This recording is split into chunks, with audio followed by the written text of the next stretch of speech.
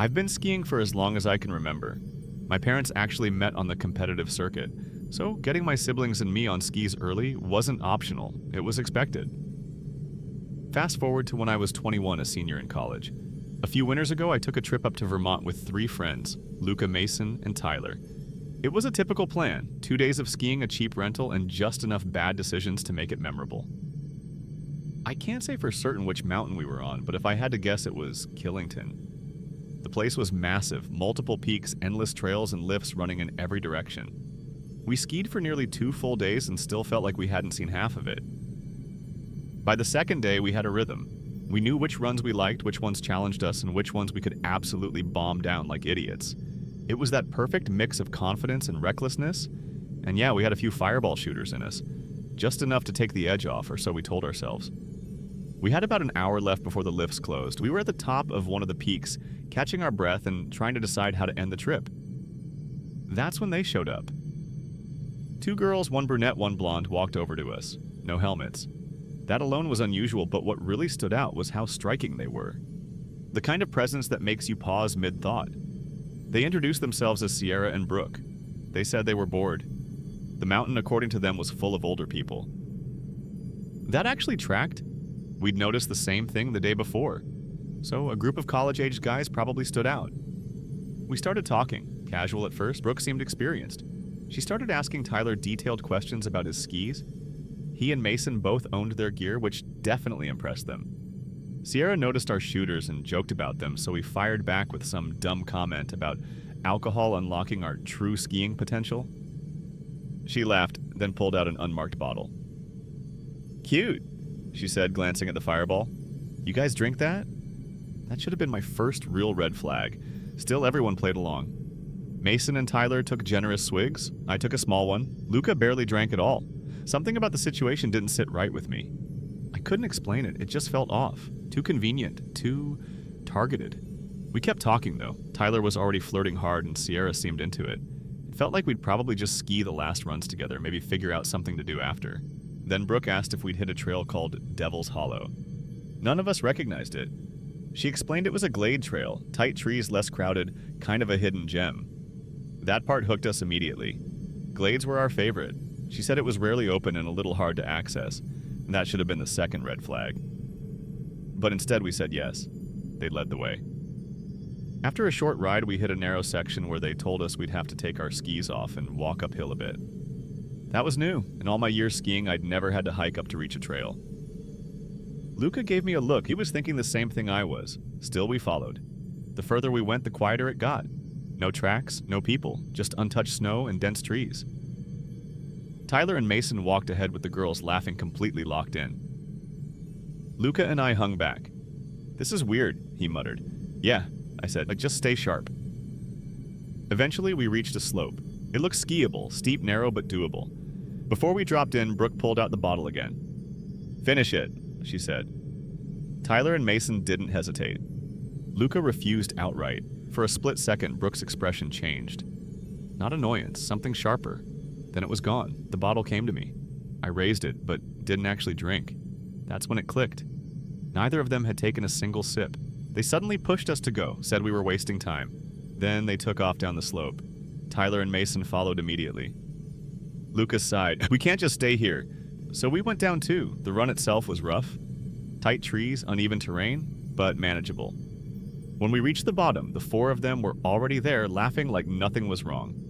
Except something was wrong. There was no lift, no trail markers, no sound. Just trees in every direction. I asked where the lift was. "Relax," Sierra said. I didn't believe her. Then I heard it, a dull thump.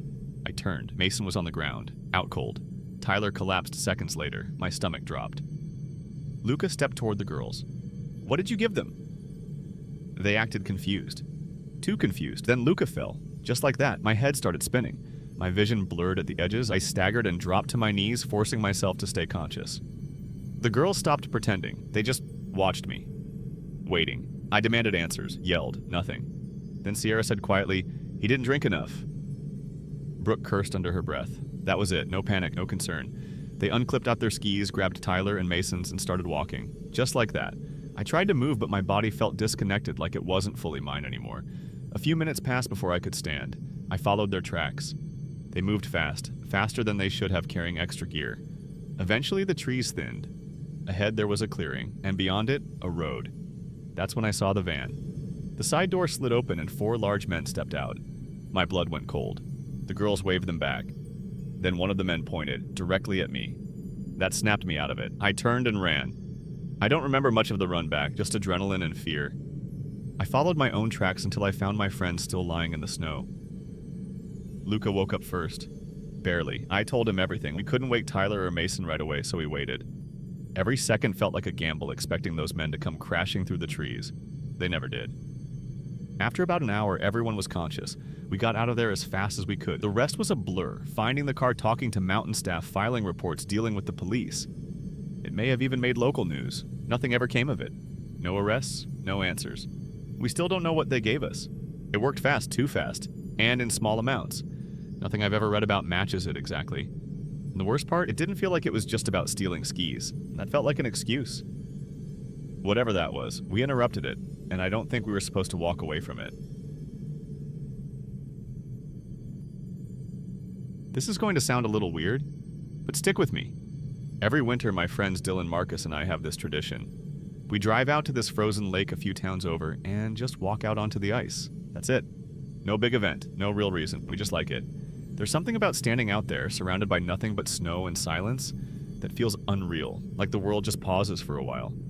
If you've ever been outside during heavy snowfall, you know what I mean. It's never completely dark. The snow reflects just enough light that everything feels dim, but visible, like you're stuck somewhere between day and night. It's peaceful, at least it used to be. This happened about 4 months ago, middle of winter, late at night. It had been below freezing for weeks, and that night it was snowing hard. Perfect conditions for the lake to be completely frozen. Dylan was driving. He had a pickup that handled well in the snow, so we let him take us.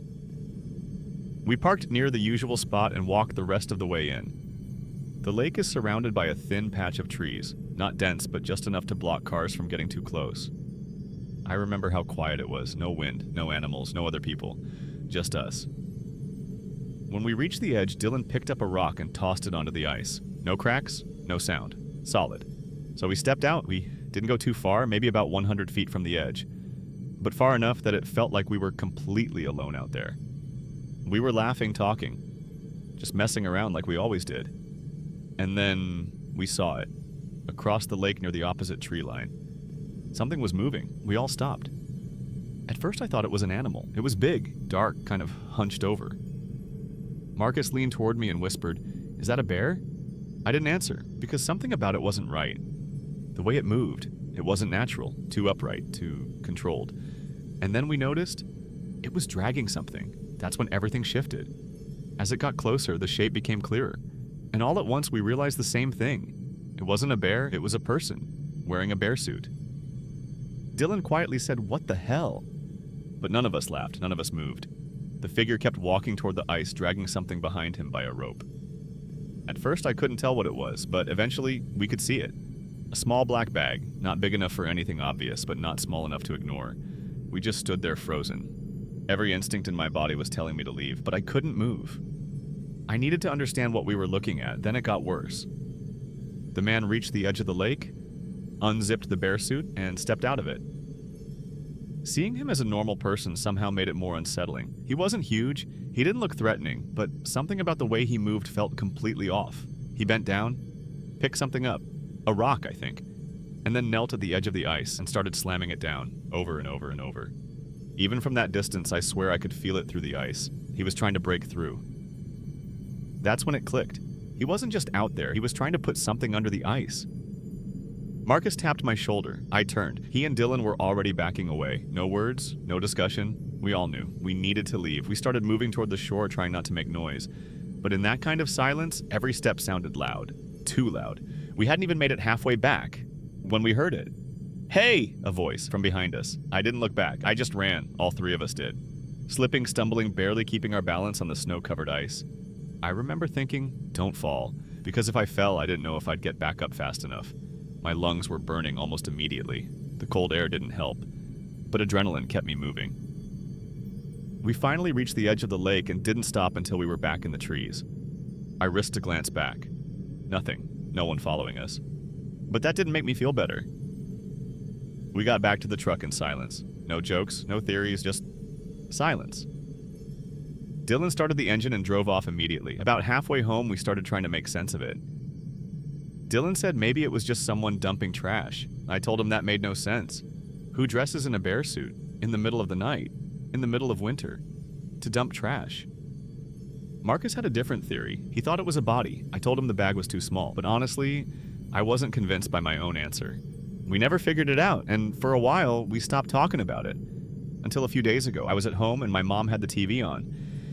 There was a missing person segment, a kid, from a town not far from that lake. And the timeline lined up almost perfectly with that night. I'm not saying it's connected. It could be a coincidence, a really bad one. But I can't stop thinking about it, because whatever that guy was doing out there, he didn't want anyone to see it. And when he yelled at us, it didn't sound surprised. It sounded angry, like we had just interrupted something we were never supposed to witness. We've already reported what we saw. I don't know if anything will come of it. But I do know one thing. We're never going back to that lake again. When I was a kid, my family owned a vacation cabin tucked away in the mountains of Colorado. My parents were both passionate skiers, so they'd bought the place long before I was born. It had been in the family for decades, but over time the cabin showed its age. My dad was always busy doing repairs, fixing the roof, patching up the walls, but it was inevitable. It was getting to the point where he talked about tearing it down and building something new. I never got too involved in those decisions, though. I was just a kid back then, and whatever the grown-ups decided, I had to roll with it. This story takes place about 15 years ago when I was 8 and my brother Eli was 11. We were spending a weekend at the cabin during one of the worst blizzards I'd ever seen. The snow was so thick it felt like a wall of white. As usual, Eli and I were out there in the storm, eager to turn the snow-covered hills into our personal playground. The thing about our cabin's property was that it had so much space. It was surrounded by woods in every direction with a long, dead-end road winding through it. A few more houses were scattered along the road, each sitting on large plots of land. But none of them were ever occupied when we visited. The whole area felt like it was ours to claim. We spent countless hours playing hide-and-seek building forts or having snowball fights. That day, Eli and I were in the middle of a custom snowball fight game. We'd set up 2 forts each made from walls of snow we'd shoveled together. The goal was simple: steal the other team's jewel, a giant snowball, and bring it back to our fort. It was always a competition to see who could come up with the most strategic plan. Eli had decided to make his fort on the neighboring property. The owners were hardly ever there, so we used their land as our own. I had my fort set up across the property. Once Eli took off down the road to position his, I was supposed to wait for him to blow the whistle to signal the start of the game. But I waited. And waited. Over 5 minutes passed, then 10. Eli had set up his fort already. He only needed to come back and blow the whistle, but there was no sound. By now, the wind had picked up and the snowflakes felt like needles hitting my face. I thought maybe I just couldn't hear the whistle over the storm, so I decided to check things out myself. My 8-year-old self was a bit nervous about trudging through the woods in that kind of blizzard. So I chose the road instead, figuring it'd be easier to follow the plowed path. The snow was deep and hard to walk through, but the heavy layers of clothing my mom insisted I wear kept me warm. As I neared the neighbor's driveway, I looked through the trees, scanning for any sign of Eli, but the snow-covered woods were eerily quiet. I thought I saw his fort, so I headed toward it, but he was nowhere in sight. That's when I heard a voice. "Excuse me, are you looking for your brother?" A woman's voice, sharp and clear, cut through the storm. I turned around and saw an older woman standing in the doorway of the neighbor's house. She smiled at me, her face framed by a knitted scarf that didn't quite hide her thin lips. I responded, "We're just playing a game." Her smile widened unnervingly. "Your brother isn't here," she said. Her voice carried a strange undercurrent, like it was meant to be reassuring, but something about it made my stomach turn. I took a step closer, trying to make sense of the situation. I could feel my heart pounding as I noticed something strange. One of the upstairs windows had someone peering down at me. Their face was hidden by a beanie, and the lower half of their face was obscured in shadow. The footprints leading to the front door weren't mine, but they looked familiar. They looked like Eli's. I stopped, my voice caught in my throat. "Eli?" I called out, my voice wavering with dread. The woman's smile faded instantly, and she looked at me with something that might have been surprise. She waved toward the door. "Come inside, get out of the cold." A chill ran down my spine. I froze. I screamed my brother's name again, but the house was silent. There was no response. The woman's face twisted into something darker. I noticed something even stranger then. The trail of footprints leading to the house wasn't straight anymore. They turned as though someone had made a sudden panicked retreat back into the woods. I didn't have time to think about it. Heavy footsteps from inside the house echoed toward the door. They were coming down the stairs. In an instant, I turned and ran. The woman's voice screamed something at me, but it was incomprehensible. She was yelling to someone else, urging them to stop me. I glanced back as I sprinted down the road, the snow stinging my eyes. I didn't see the face at the window anymore. I heard my dad's whistle faintly in the distance. He always used it to signal Eli and me when it was time to head back for dinner. I didn't stop running until I saw him and Eli standing near our driveway. Before I could even explain what had just happened, Eli started talking, his voice shaking. There was someone in that house telling me to come inside. I felt my blood run cold. I saw the same thing. She was in the doorway saying Eli wasn't there. My dad didn't wait. He grabbed a tool from the garage and headed down to the neighbor's house. Eli and I waited with our mom, nervous and uncertain. When my dad came back, he looked pale. The front door was locked, he said. No one was answering. He went to another neighbor who called the owners of the house. They weren't supposed to be there that weekend. No one had been there for weeks, and certainly not on that day. My dad called the cops, and Eli and I were questioned about what we saw. Afterward, my dad went back down to investigate. The back door was unlocked, but when the house was searched, no one was inside. Nothing out of place, no trace of the woman. We never played on that property again. Every time my dad mentions it now, he still gets that serious look in his eyes. It still gives me chills thinking about it, about the way that woman smiled at me, and about the way the footprints led into the house, but not one soul was ever found there. Thank God we never went inside.